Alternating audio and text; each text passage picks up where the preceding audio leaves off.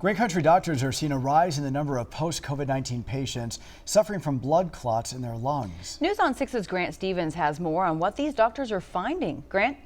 Lori, Brian, it isn't just doctors here in Tulsa. A number of studies all over the country have come to similar conclusions that COVID-19 increases the risk of pulmonary embolism. This is the patient table, so when the patient comes in from the emergency room or from upstairs. This is the room where Dr. Robert Smith takes care of patients with a type of severe blood clot called pulmonary embolism. Patients with pulmonary embolism can be very, very sick.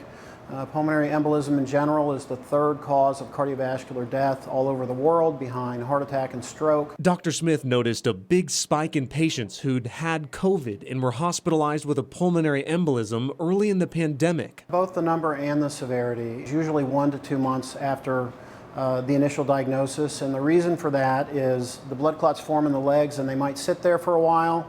The patient gets to feeling better and gets up and around, and they dislodge and move through the circulation to the lungs. He isn't alone. Numerous studies have found the same thing. It appears to be a very high percentage. Smith says the best thing to do is to avoid COVID complications altogether by getting vaccinated.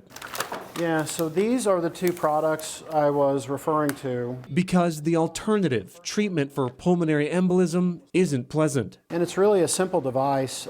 We go in through a vein in the leg, thread it up through the venous system, through the right side of the heart to the lungs.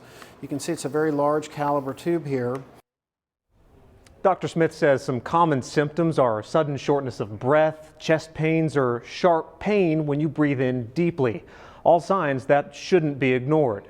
Grant Stevens, Oklahoma's own News on 6.